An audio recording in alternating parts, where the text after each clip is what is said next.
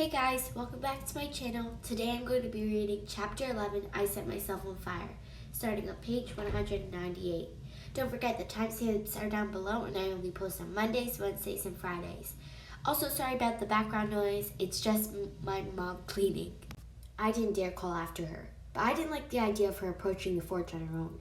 If those things out there could sense a god coming, would Annabeth be safe? I looked back at the Labyrinth tunnel. I missed Grover and Tyson already. Finally, I decided I couldn't stay put. I crept along the outer rim of the lava lake, hoping I could get a better angle to see what was happening in the middle. The heat was horrible.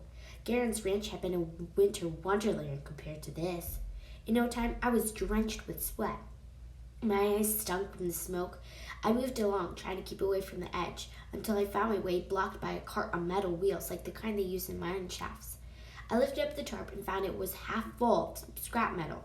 I was about to squeeze my way around it when I heard voices from up ahead, probably from a side tunnel. "Bring it in?" one asked. "Yeah," another said. "Movie's just about done." I panicked. I didn't have time to back up. There was nowhere to hide except the cart. I scrambled inside and pulled the tarp over me, hoping no one would see me. I curled my fingers around Riptide just in case. I had to fight. The car lurched forward. "Oi," a grown voice said. "Thing weighs a ton." "It's celestial bronze," the other said. "What did you expect?" I got pulled along. We turned a corner, and from the sound of the wheels echoing against the walls, I guess we had passed down a tunnel and into a smaller room. Hopefully I was not about to be dumped into a smelting pot. If they started to tip me over, I had to fight my way out quick. I heard lots of talking, shattering voices that didn't sound human, somewhere between a seal's bark and a dog's growl. There was other sounds too, like an old-fashioned film projector and a tiny voice narrating. "Just sit in the back," a new voice ordered from across the room. "Now, younglings, please attend to the film. There will be time for questions afterward." The voices quieted down and I could hear the film. "As a young sea demon matures," the narrator says, "changes happening in the monster's body. You may notice your fangs getting longer, and you may have sudden desire to devour human beings. These changes are perfectly normal and happen to all young monsters." Excited snarling filled the room. The teacher, I guess it must have been a teacher, told the younglings to be quiet, and the film continued. I didn't understand most of it, and I didn't dare look. The film kept talking about growth spurts and acne problems caused by working in the forges and proper flipping hygiene. And finally, it was over. "Now, younglings," the instructor said, "what is the proper name of your kind?" "Sea demons," one of them barked. "No. Anyone else?" "Tell kinds," another monster growled. "Very good," the instructor said. "And why are we here?" "Revenge," several shouted. Yes, but why?" "Zeus is evil," one monster said. "He cast us into Tartarus just because we used magic." "Indeed," the instructor said. "After we made so many of the gods' finest weapons, the trident of Poseidon, for one, and of course, we made the greatest weapon of the Titans. Nevertheless, Zeus cast us away and relied on those fumbling Cyclops. That is why we are taking over the forges of the Super Hephaestus, and soon we will control the undersea furnaces, our ancestral home." I clutched my pen sword. These snarling things had created Poseidon's trident? What were they talking about? I never even heard of a Talkine. "And so, younglings," the instructor continued, "who do we serve?" "Chronos," they shouted. "And why you grow to be big Talkines? Would you make weapons for his army?" "Yes!" "Excellent. Now, we've brought in some scraps for you to practice with. Let's see how ingenious you are." There was a rush of movement and excited voices coming toward the car. I got ready to uncap Riptide. The tarp was thrown back. I jumped up, my bronze sword swinging to life in my hands, and found myself facing a bunch of dogs. Well, their faces were dogs anyway, with black snouts, brown eyes, and pointy ears. Their bodies were sleek and black like sea animals, with stubby legs that were half flipper, half foot, and half like hands with sharp claws. If you blended together a kid, a Doberman Pinscher, and a sea lion, you get someone like what I was looking at. "A demigod," one snarled. "Eat it!" yelled another one. But that's as far as they got before I slashed a wide arc with Riptide and vaporized the entire front row of monsters. "Back off!" I yelled at the rest, trying to sound fierce. Behind them stood their instructor, a 6-foot tall Talkine with Doberman fangs snarling at me. I did my best to stare him down. Now, new lesson, class, I announced. Most monsters will vaporize when sliced with a celestial bronze sword. This change is perfectly normal and will happen to you right now if you don't back off. To my surprise, it worked. The monsters backed up, but there was at least 20 of them. My fear factor wasn't going to last long. I jumped out of the cart yelling, "Class dismissed!" and ran for the exit. The monsters charged after me, barking and growling. I hoped they couldn't run very fast with those stubby little legs and flippers, but they went along pretty well. Thank the gods there was a door in the tunnel leading out to the man cavern. I slammed it shut and turned the wheel handle to lock it, but I doubted it would keep them long. I didn't know what to do. Annabeth was out here somewhere, invisible. Our chance for a subtle reconnaissance mission had just been blown. I ran toward the platform at the center of the lava lake. "Annabeth!" I yelled. "Shh!" An invisible hand clamped over my mouth and wrestled me down behind a bronze cauldron. "You want to get us killed?" I found her head and took off her Yankees cap. She shimmered into existence in front of me, scowling, her face streaked with ash and grime. "Percy, what is your problem?" "We're going to have company," I explained quickly about the monster orientation class. Her eyes widened. "So that's what they are," she said. "Talkines. I should have known. And they're making... Well, look."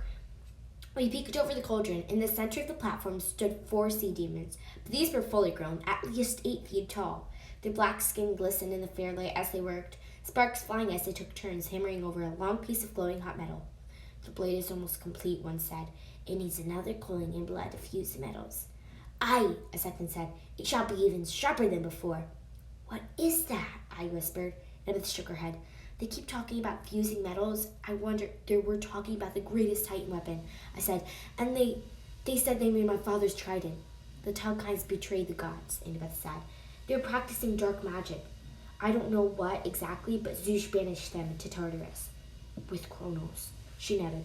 "We have to get out." No sooner had she said than the door to the classroom exploded and young Talkines came pouring out. They stumbled over each other trying to figure out which way to charge. "Put on your cap back on," I said. "Get out!" "What?" Annabeth shrieked. "No, I'm not leaving you." "I've got a plan. I'll distract them. You can use the metals better. Maybe it'll lead you back to Hephaestus. You have to tell him what's going on." "But you'll be killed." "I'll be fine. Besides, we've got no choice." Annabeth glared at me like she was going to punch me, and then she did something that surprised me even more. She kissed me. "Be careful, seaweed brain." She put on her hat and vanished. I probably would have sat there for the rest of the day staring at the lava and trying to remember what my name was, but the sea demons jarred me back to reality. "There!" one yelled. The entire class of Talkines charged across the bridge toward me. I ran for the middle of the platform, surprising the 4 elder sea demons so much they dropped the red-hot blade. It was about 6 feet long and curved like a crescent moon. I'd seen a lot of terrifying things, but this unfinished whatever it was scared me worse. The elder demons got over their surprise quickly. There were 4 ramps leading off the platform, and before I could dash in any direction, each of them had covered an exit. The tallest one snarled. "What do we have here? A son of Poseidon?" "Yes," another growled. "I can smell the sea in his blood." I raised Riptide. My heart was pounding. "Strike down one of us," Demigod, the 3rd demon said, "and the rest of us shall tear you to shreds. Your father betrayed us. He took our gift and said nothing as we were cast into the pit. We will see him sliced to pieces. He and all the other Olympians." I wish I had a plan. I wish I hadn't been lying to Annabeth. I wanted her to get out safely, and I hoped she'd been sensible enough to do it. But now it was dawning on me that this might be the place I would die. No prophecies for me. I would get overrun in the heart of a volcano by a pack of dog-faced sea lion people. The young Talkines were at the platform now too, snarling and waiting to see how their 4 elders would deal with me. I felt something burning against the side of my leg. The ice whistle in my pocket was getting colder. If I ever needed help, now was the time. But I hesitated. I didn't trust Quintus' gift. Before I could make up my mind, the tallest Talkine said, "Let us see how strong he is. Let us see how long it takes him to burn." He scooped some heavy lava out of the nearest furnace. It set his fingers ablaze, but this didn't seem to bother him at all. The other elder Talkines did the same. The first one threw a glop of molten rock at me and set my pants on fire. 2 more splattered across my chest. I dropped my sword in sheer terror and splattered at my clothes. Fire was engulfing me. Strangling it felt only warm at first, but it was getting hotter by the instant. Your father's nature protects you, one said. Makes you hard to burn, but not impossible, youngling. Not impossible. They threw more lava at me, and I remember screaming. My whole body was on fire. The pain was worse than anything I'd ever felt. I was being consumed. I crumpled to the metal floor and heard the sea demon children howling in delight. Then I remembered the voice of the river Naya at the ranch. The water is within me. I needed the sea. I felt a tonguing sensation in my gut, but I had nothing around to help me. Not a faucet or river, not even a petrified seashell this time. And besides, the last time I unleashed my power at the stables, there'd been that scary moment when I'd almost gotten away from me. I had no choice. I had to call to the sea. I reached inside myself and remembered the waves and the currents, the endless power of the ocean, and I let it loose in one horrible scream. Afterward, I could never describe what happened. An explosion, a tidal wave, a warm world, powerful, simultaneously catching me up and blasting me downward into the lava. Fire and water collided, superheating stream, and I shot upward from the heart of the volcano in a huge explosion. Just one piece of flotsam thrown free by 1,000,000 pounds of pressure. The last thing I remembered before losing consciousness was flying. Flying so high, Zeus would never have forgiven me, and then beginning to fall. Smoke and fire and water streaming from me. I was a comet hurtling toward the earth. That was it for Chapter 11. I hope you guys enjoyed. Don't forget the timestamps are down below, and I only post on Mondays, Wednesdays, and Fridays. See you guys on Wednesday. Bye!